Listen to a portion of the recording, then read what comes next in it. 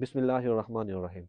ناظرین، حضرت عائشہ صدیقہ رضی اللہ عنہا کا حضور صلی اللہ علیہ وسلم کے ساتھ نکاح، اس نکاح پر منکرین کی طرف سے جو اعتراضات کیا جاتا ہے، پہلی ویڈیو میں ہم نے ان میں سے دو اعتراضات کا جائزہ لے لیا تھا۔ آج کی ویڈیو میں ہم ایک اور اعتراض کا جائزہ لیں گے۔ وہ اعتراض یہ کیا جاتا ہے کہ معاذ اللہ رسول اللہ صلی اللہ علیہ وسلم چھوٹی لڑکیوں کے شوقین تھے، ان کی چاہت ہوتی تھی چھوٹی لڑکیوں کے ساتھ شادی کرنا۔ اگر اس اعتراض کا جائزہ لیا جائے، یہ اعتراض بھی کسی حقیقت پر مبنی نہیں ہے، بالکل یہ ایک بے بنیاد سا اعتراض ہے۔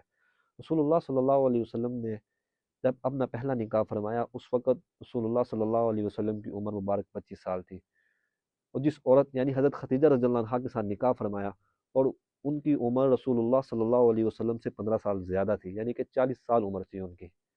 جب تک وہ حیات رہی تب تک رسول اللہ صلی اللہ علیہ وسلم نے کسی اور عورت کے ساتھ نکاح نہیں فرمایا۔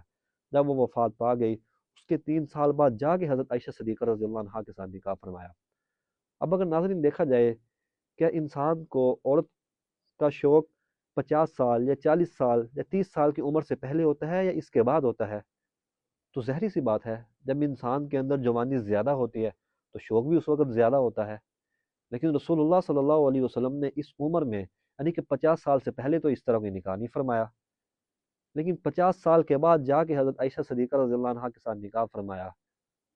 اور دوسرا یہ کہ کفار عرب، مشرکین مکہ، جو ہوتے ہی اس بات کی آڑ میں تھے کہ ہمیں کوئی ایسی بات مل جائے جس سے ہم رسول اللہ صلی اللہ علیہ وسلم کے اوپر الزام لگا سکے۔ کیا اگر حضرت عائشہ صدیقہ رضی اللہ عنہا کے ساتھ نکاح کرنا کوئی اتنی بڑی بات ہوتی، کیا کفار اس بات سے خاموش رہ سکتے تھے؟ کیا وہ رسول اللہ صلی اللہ علیہ وسلم کے اوپر اس وقت الزام نہ لگاتے؟ ابو جہل، ابو لہب جیسے بڑے بڑے کفار اس وقت موجود تھے، لیکن کسی نے کوئی اس بات کا کوئی ایسا الزام نہیں لگایا۔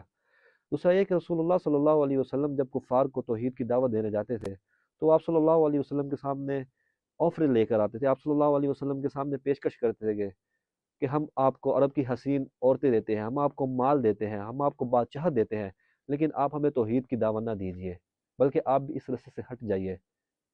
کیا اتنی بڑی آفر کو کوئی انسان ٹھکرا سکتا ہے؟ اگر رسول اللہ صلی اللہ علیہ وسلم کو ان چیزوں کا شوقین ہوتا، اگر آپ صلی اللہ علیہ وسلم کو ان چیزوں کی چاہت ہوتی، کیا وہ ایسی آفر کو ٹھکرا سکتے تھے؟ بالکل نہیں ٹھکرا سکتے تھے، لیکن رسول اللہ صلی اللہ علیہ وسلم کا یہ مقصد ہی نہیں تھا۔